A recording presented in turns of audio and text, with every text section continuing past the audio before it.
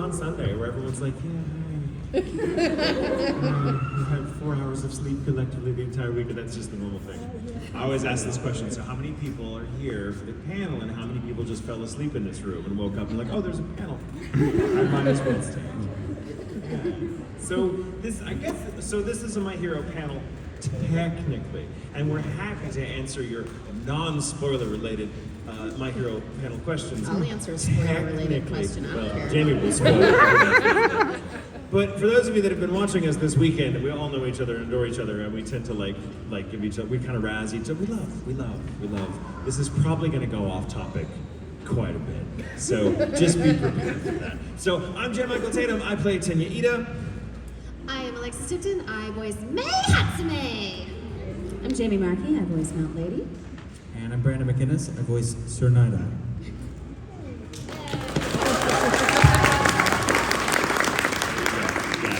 You're doing great.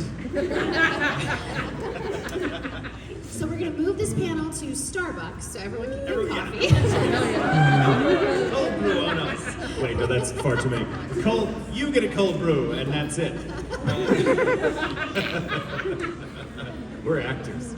So who's got a question to start us off? Who's feeling brave? Oh, you're going to be a problem, aren't you? What's your question? You can just, we're so close, you can just project. Okay. So my question's for you and Brandon. So if you're, We got this. I've been wanting to ask you guys this question. Because I love him, that's why.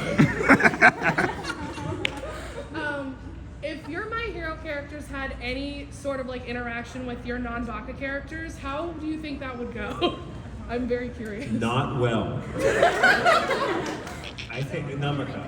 So the question for those of you who couldn't hear was how would our characters from My Hero, mine and Brandon's, interact with our characters from Namaka, which is a prison show with a lot But of make it drag. fashion. Make it fashion. And it's awesome. It's awesome. But I just try to imagine Kiji, my very dragalicious character from Namaka, dealing. I don't know. I think Kiji would kick Tenya's ass. Just to be like, will you stop being so extra? Calm down. And Tenya would be like, this is insane. The hair's on a plate. Like, I don't know. I don't see it going well. But maybe once the smoke settled, like, and everything clear, they'd be friends. I don't know. And Tenya would come out of that arrangement with like the best hairdo of his life. Come out sparkling. Samon and Sir Night-Eye. That So seems I like a voice match made in Monkey, hell. or Samon Goku in Nambaka, and for those of you who've seen it, he's a lot. And Sir Night-Eye is very, like, Excel spreadsheet, accounting, put away 30% for your taxes kind of guy. So I don't think they would see eye to eye. I think, yeah, I think someone would think Night-Eye was like really lame, and Night-Eye would think someone needed a reality check. All right. Good question. Who's got another one? Shall I just be the designated picker? All right, I see. Yes, you in the beautiful white. Our favorite role out of all we get this question a lot. So well, we've all been doing this for quite a while, right? And I know this is gonna sound like a kind of BS answer, but it's true. Like, we connect to our characters quite a great deal. They're part of us, you know. And you know, sometimes you walk away from a show going, I now have a new facet of my personality that I've explored, and now it's gonna come out when I'm, say, at a drive-through or buying a car. So they all become part of you, and it's really hard to pick a favorite because it's like asking me which is my favorite finger or which is my favorite toe. I like all of them. I'd like to keep all of them. Thank you. But also they have their own little personalities, and they're all kind of still in my head. I guess because I'm kind of crazy. And so if I pick a favorite, and I think we all feel this way, right? If we were to pick a favorite, because it's a good question, I'd love to answer it, but I have to say, oh, this character, and then I'd have like 400 and some odd other characters going, oh, not me? Okay. I don't want to deal with that. The way I like to adapt that question is, what is your most recent favorite? What is your most famous Recent favorite. favorite today in this moment? Is really the more specific one. And it can be a show that's wrapped, or it can be an ongoing show. But your most recent favorite that you were like, I had so much fun doing that, or this character really affected me. I can't. There's one I'm working on now, but it's under NDA and I can't talk about it. But I'll be able to talk about it at some point down the road. But we're having a blast working on that, so I can't answer. But I will say my favorite character is whatever I'm playing next. Oh, ting. So my favorite ongoing character right now, in this moment, today, as I sit here in front of you all, is right now, right here, right now, at 12:34. Mine says 12:36. What? So for 2 whole minutes, this has been her favorite. Go. Kaguya in Kaguya-sama Love is War. My favorite recent role that I wrapped, that the show we're no longer recording on, is Dominique Desaad in Case Study of Vanitas. And David Wald also directs that show, which just elevates the entire experience every time. He's wonderful. Yeah. Mine right now in this very moment is going to be Junko, because I saw a little Junko cosplayer. And so I'm going to say that right now. Me. It's true. Junko is a safe bet. She's, because I'm Junko, I'm Mukuro, and I'm all the personalities in between. And so it's like 10 different characters in one. So it really makes it easier for me. Oh man, mine right now is probably Gyutaro in Demon Slayer. Anyone know that little show? So, okay, here's a question then to spin on that a little bit. What is your favorite character in a show that no one's seen, that isn't as popular? Mine's definitely Tomazo in a show called Puzzle and Dragons. It's one of the most kid-friendly shows Funimation's ever done. It's very family-friendly, and it's very much like on the same neighborhood as like Pokemon, Digimon, like that kind of thing. And Tomazo is like the Pikachu of that show. He actually physically talks. He doesn't just say his name. And well, we worked on that show for 9 months. We birthed an anime baby with that show. And it's just, I love it. And it's so good and so wholesome. And I love my little Tomazo. It's wonderful. I wish more people had seen that show. For me, it's from a feature-length animated anime film called Empire of Corpses, which came out several years ago, and I got to play a character who was a real guy at some point. The characters in the movie is populated with characters both from fiction and history from that kind of Victorian period, and I got to play this really interesting explorer/adventurer guy named Burnaby, and it was just a really unique voice. We were going for a very, very particular accent, and I hadn't done Pittsburgh. It was what's called a broomy accent from it's a variant of a UK accent from the north, and it was broomy. It was from a certain time period in a certain region, very specific and very important to the story that he sounded like that. And so Mike McFarlane hired a dialect coach for all, because everyone had a weird dialect. There was very specific Russian, there was very specific, there were Indian dialects. It was really very cool because the show had a lot of richness to it. And it was really fun to work on, but I also got to see it premiered, the dub at least premiered on the big screen in Dallas. It was really fun watching how, everyone was great, but the crowd really loved my character, because the character was like that guy. That character was really funny and everyone loves him. So I got all the laughs, I stole the show, it was amazing. And no one knew it was me, because it sounds nothing like anything I'd ever done before. And it was 100% sound like a new actor, and so everyone's like, who's that? I was like, I'm very proud of it. We had a lot of fun, and it did okay. But it's a feature film, so they kind of come and go. But I wish more people watch that, because it happens to be a really good movie, and I think it's one of the best dubs that we've done in it's probably in the past 10 years. It's definitely up there in top 5 for me. So. And that was a series of 3 movies that came out all at the same time, and I was in another one, and I'd say that's for mine too. It's called Harmony, and it has the most beautiful blood I've ever seen animated. It drips into a cup, and it's just like hypnotic. I was offended by how pretty it was. I would say that, yeah, it was one of those other films. Harmony is that one. Harmony. Mine is from a show called 91 Days, which is a mafia anime. And I voice a character named Corteo. And he's just a sweet bean, and then stuff happens. I won't spoil it, but yeah, it's good. It's good. Bitter bean. Bitter bean. All right, let's see. Let's take another question. Let's see. You in the gray shirt in the second row. Yes. Hi. Hi.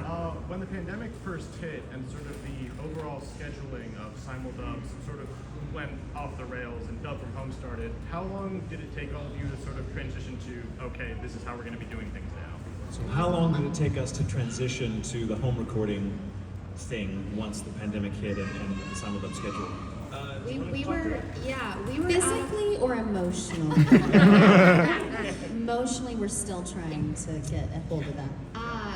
Physically, it took about 1 month. There was 1 month where things were really uncertain, and then some fabulous engineers and a group of people, I'm sure people from multiple areas of production it was still Funimation at the time. They've now merged into Crunchyroll, so I'll just, for the sake of argument, I will say Funimation. They were able to put a lot of resources and a lot of really talented folks' heads together to come up with a plan to keep us all working. So we were out of work for about a month, and then our engineers at Funimation basically devised this ingenious thing where they put together these things called actor kits, which were everyone got the same microphone, the same mic stand, we got like an iPad, we got a pop filter, we got everything we needed for basic equipment. And in the beginning, we had to learn how to rough engineer ourselves, which most actors don't know how to do, because why would we? Some people did. They had a working knowledge of Pro Tools, but most of us, myself included, did not.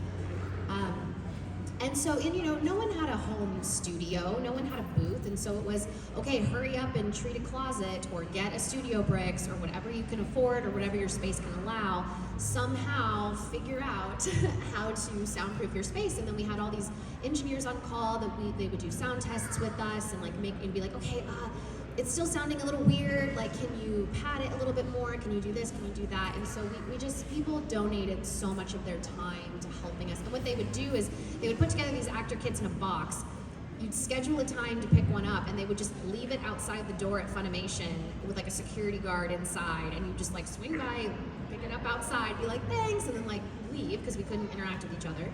And then they gave us instructions, and it was one of those like, I was so overwhelmed. I was like, I don't know what to do. This isn't what my brain is for. I'm an actor. I'm not an engineer. I don't get it. And it reminded me of that meme where it's like, are you gonna cry? Are you gonna boss the F up, or are you gonna cry about it? And I'm like, first of all, I'm gonna do both. Don't limit me. Let me cry, and then I'm gonna boss up. Okay? So yeah, it was basically hurry up and learn, because if you don't, you won't work.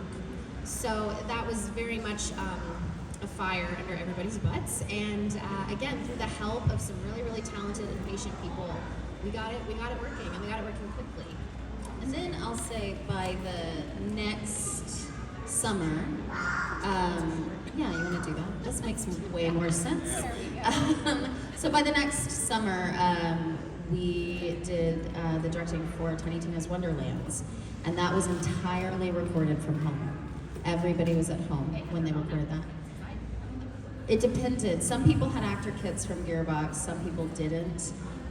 Like I believe we sent one to Andy Samberg, and so it depended on who was recording. But some people got actor kits, and some people just recorded in their closets with the stuff that they had. But we were prepared, everybody. And if you didn't have a home kit, or you didn't have a home setup where you could record, you couldn't be casting again. So, but everybody. That entire game was recorded at home. It shook up the entire industry. We were right in the middle of recording Dr. Stone and Black Clover at the time, and luckily Michael and I have this really nice booth at home. It's a Studio Bricks booth that we just happen to have, and we happen to have the same mic that they use at Funimation. And so when things shut down, I was in close contact with the director of Black Clover, Chris George, and the director of Dr. Stone, Cliff Chapin, and we were kind of strategizing together. And Chris George also has a background as an engineer, and I said, Chris, I have Pro Tools. I don't really know how to use it super well, but I use this other program that's similar. And he said, well, let's jump on a call, and I'll teach you everything you need to know. There's so much in Pro Tools, but he sat down and taught me a lot over this Zoom call. And then we did 2 or 3 Black Clover sessions where I was recording Finral, where I had the whole Pro Tools session running locally in my home studio, in our home studio, and Chris George is teaching me how to use Pro Tools, and so I'm trying to manage like the script and the video and the Pro Tools session and like previewing it in Japanese and then like trying to act, and it was a lot for like 3 episodes. It's like I don't think we can make actors do this because this is like too much for me, and I'm already at an advantage. Something y'all might not know is I was on the first Source Connect test call that Cliff was trying to pitch it to some of the producers, and so we dubbed some Dr. Stone live on a Source Connect call, and Cliff was trying to make the argument, we can do this, can we please do this? And so it was an interesting thing, and it worked. We already kind of had the technology for remote recording, because occasionally, it was really, it was a headache, and I said for years, I was like, the technology's almost there, it's just not perfected. This is so frustrating, I hate doing this. And then when everything shut down, it was like, we gotta make the technology work, like right now. Life found a way. Yes. What was funny about that, though, too, when it first happened, is I had recently finished recording a show called Cautious Hero, and then they did like this radio drama for I think the DVD release, and so we had to record that. So there were no flaps; we just recorded it and it was edited that way. But I was always the last one, which meant like it was all very timed out.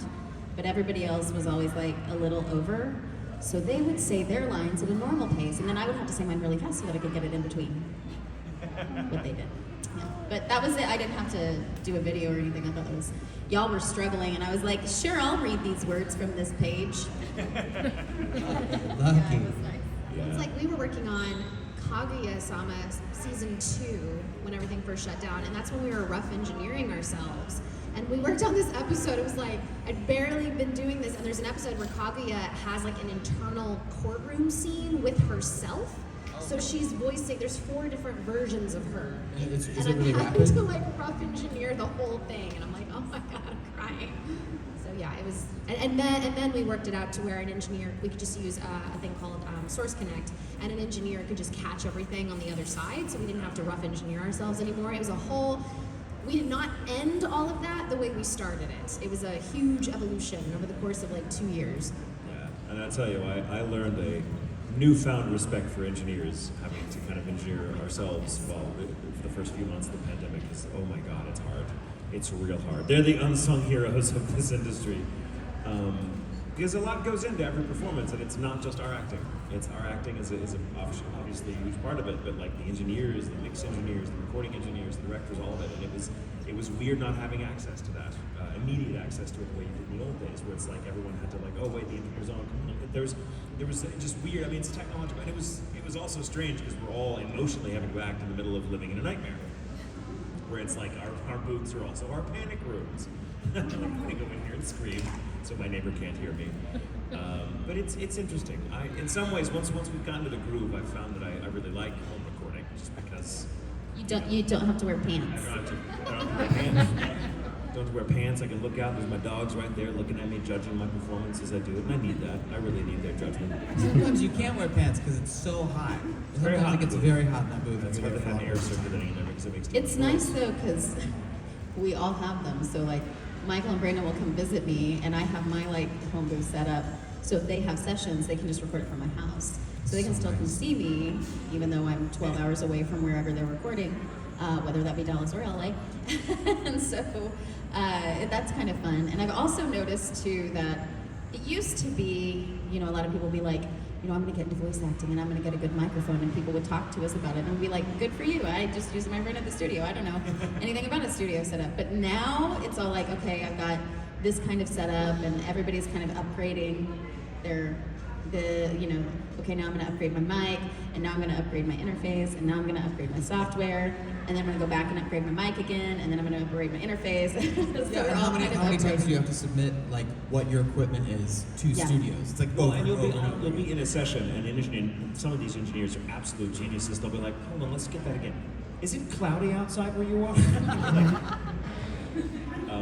But yeah, it's been a very interesting time, and we finally, after a couple of years, most of us have gotten into a groove. We've all have learned the technical side of the industry more than perhaps we ever signed on for, because we didn't become actors to actually be smart. We just want to play smart. It's much easier than being smart, I'm told.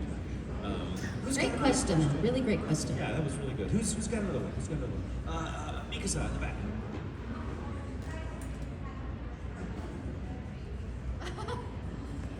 I couldn't hear you. So the question was, what would we do if we had our characters' quirks, or in my case, if I had my babies? 'Cause May has a quirk. It's Zoom.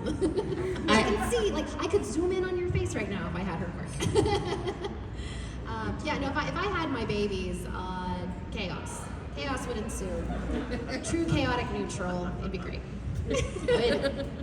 I would get really big. and then I would get to my normal height. That's what I would do. I think if I had Sir Night-Eye's power, I would never use it. Just because I think some little sliver of hope and possibility drives me to some extent. So the thought of knowing something will happen in stone is a little depressing to me. You know what I mean? So I could use it to prank people. I'm like, I know had that that person's power. gonna come around the corner, right? In like 5 seconds. and She'll I'll- be coming around the mountain when she comes right now. right now. If you had that power, though, I would never, like, come on, tell me what's gonna happen. I would drive What's you gonna crazy happen? because Just of tell me what's you. gonna happen. I would- You would be like, what time are they going to be here? No, what time are they going to be? If I had Sir Night-Eye's power, I feel like I could relax for the first time in my life. I love your different takes on it. Because he is not run by hope. Doesn't work. It's like caffeine. Does nothing for me anymore. I mean, I still drink it. I like it. I like the taste of hope, but it doesn't wake me up. If I had Edith's power, oh my god, you guys, LA traffic is the worst. If I had Edith's power, it wouldn't be anymore. I'd be like, meh, Run to the airport. Like no one moves fast in LA. No one. Doesn't matter where you go. Everything's a parking lot. I mean, I guess I might stomp some convention centers that are holding groups of people I don't like. Like there's Yeah, a one in lot of people, Houston. though. There's one in Houston this weekend I can think of in particular. So maybe I might do that. Just this is why I don't have that power. Power was 'Cause I am I not thought it was just responsible. talking with your hands. Edith's power is talking. Much like the people in that room That's his real quirk. in Houston. Yes, you were in the front row with the blue. Could you speak up a little more? I'm so sorry. I still can't. Sorry. Thank you. Wireless mic. We're voice actors, so we forget not everyone just likes yelling. At the very end. What was your reaction to My Hero Academia when you first saw it put together, like a full episode? I still didn't understand it. I'm so sorry. What was your reaction when you first saw My Hero Academia? Like, first, Such an old man.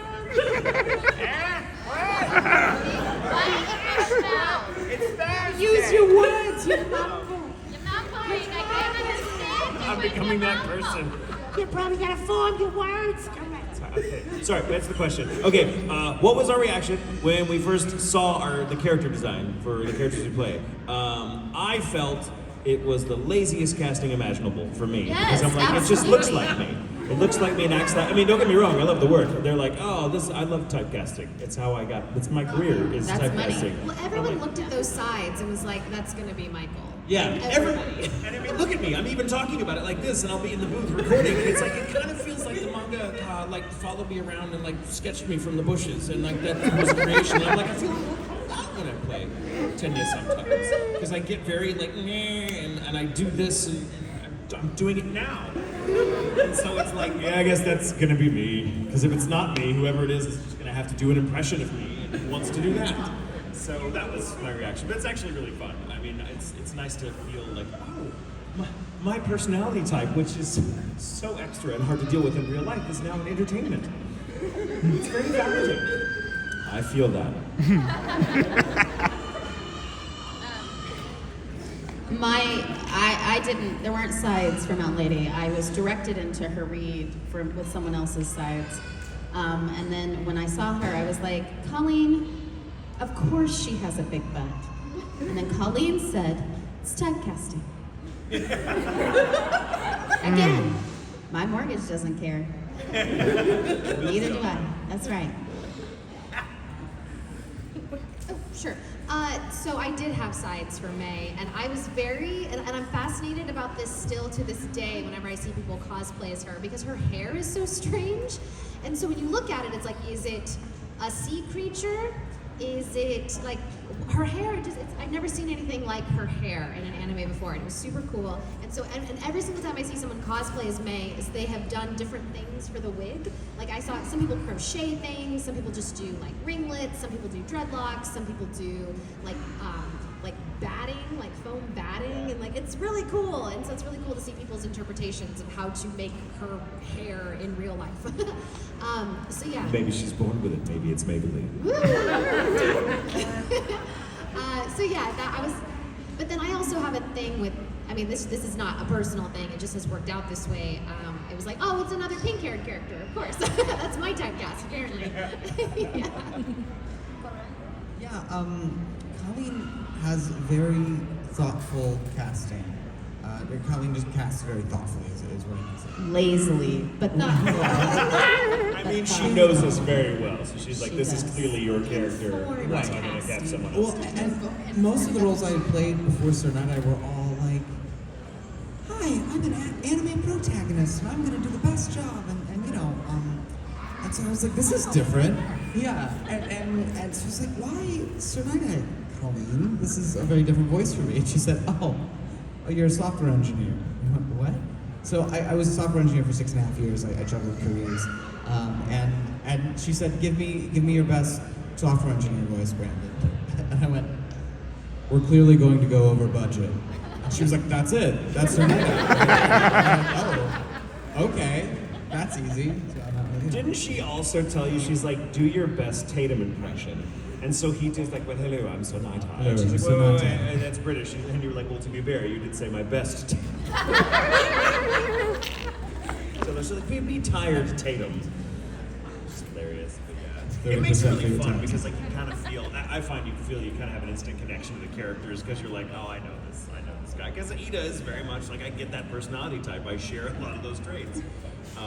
You know, and so it makes it very easy to kind of slip into it. There's very little, you know, very little to figure out. It's just all you're like, okay, yeah.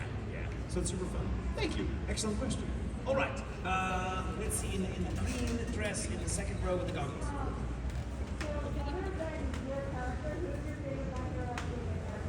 So not our favorite character that's not our character. Part of this is because I know Rico so well as a human being, but I think Mirio's my favorite because Rico Fajardo, part of it's because Mirio is just a great character, point blank period. But Rico, who voices Mirio, that's, once again, like that's just Rico. And so because Rico is essentially a human golden retriever, he brings that to Mirio. And so every single time I hear Mirio, I'm like, this is just Rico living his best life, which is what he does every day. So it's very endearing to me. Yeah, we also saw those Mirio sides. Well, not all of us saw Mirio sides, but we saw the Mirio sides, and we're like, that's Rico. This is Golden retriever, that's Rico. I love All Might. I think it's an easy pick, but I mean, he's just such a fun, over-the-top character, and I love Sabbath's performance, and he's just like, I don't know, everything about, I think the show's like major themes are kind of encapsulated in that character and his relationship to Deku, so I really, really like that. But I'm also very partial to Sir Night-Eye. I think Sir Night-Eye is also fascinating. He's like the dark version of Taxes. like the sinister version. And I also happen to really love the actor that plays him. I mean, he's like my favorite actor, you guys. He's so good. He's so good. Why don't you marry him? Now there's an idea. Hashtag did it. Okay, I can't remember his name, so you're gonna have to tell me. Joel McDonald's character. He's got the belly light. Niche. And then he's always like, my belly hurts. Oh my god, he's so funny. I cannot watch him without bursting into laughter. It's because it's Joel, and that is 100% not Joel. And so every time I see it, it kills me. Yeah, that's my favorite. I think mine's Mirio also. You know, I just a little ray of sunshine, Mirio. Though I have to say, Ida is so you. It is so especially at an airport. If you want to see Ida in real life, travel with me. Or like when we're driving on the 405 to go to LAX to like park and get on the plane and come here. That's his comment on the traffic on the 405 in LA. Go faster! Oh, what are you One of my doing? favorite things to do with Michael at an airport No, it's so mean. It's so mean. is he's always like, we'll be like in the Admiral's Club or whatever, having a drink or wherever, and he's like, guys, we only have 30 minutes. We probably ought to get to the gate 30 minutes until boarding. until boarding. So then we go to the gate, Monsters. and he leaves his stuff with us while he paces. I cannot sit still. Yeah, he can't. At an airport. So he wants to get there early so he can walk away Yeah. and do drive-bys. And Check so on everyone else. see what they're doing, if everybody's okay. So what I like to do is very quietly be like, Michael, I haven't noticed as many people. Do you think that our gate changed? You know, good point. I'll go check. And then he goes to check, and he comes back, and I'll be like, I thought I saw there was a delay. Do you think that was us? Were we delayed? It's very great entertainment. For us, at least. Okay, true Meanwhile, story. we have the app open and nothing's changed. Yeah. Okay. The first time we did that, though, we were we were going to Ireland. Yes. And I didn't realize how bad it was. So we were sitting there, and we had found a place to sit and eat, and we had like an hour before boarding, It's so we nothing. had enough Hours time is to nothing. eat. And so we were sitting there, and he was like, he's gonna need to know what time. And I very gently was just like, I think we're still at the same gate, but we might have changed. That's all I said, and he was up and out to go check. And like, you could look it up on your phone. It's still the same gate. And I he don't was trust the phone. They don't always update on time. Would you not as well? It is totally worth it. Highly recommend So doing this is it. okay. So usually when we travel, I try to get an exit row seat because there's a little more leg room, and I'm so tall, it's just a little easier. And but when you sit in the exit row seat of a plane, for those of you that don't travel or haven't traveled on an exit row, you are in charge of the emergency exit should something happen, and they have to come to you. One of the flight attendants comes to you before the flight and is like, may I get a verbal yes that you'll help me in event of emergency, blah, blah, blah, blah, blah. And you have to say yes, that you can't just nod, they'll be like, I need a verbal yes.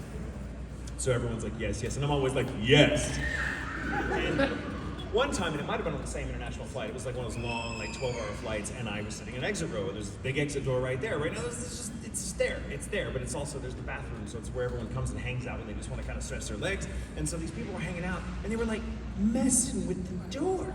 They're like, we're in the air, over the ocean. And these people are like, with the door, and I'm sitting there like, and they're like, they're sitting on it. They're sitting on the sign that says, don't sit here. Just animals.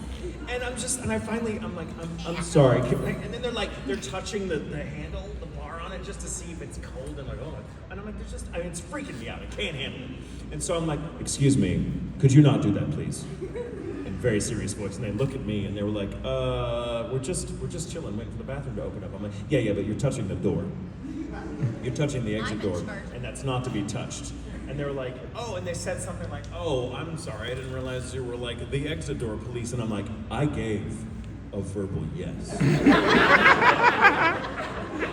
And they just kind of like, I mean, what are you gonna do? So they walked away, and I'm like, Keep walking. watching you. Every time I take my responsibility seriously. That is my exit door.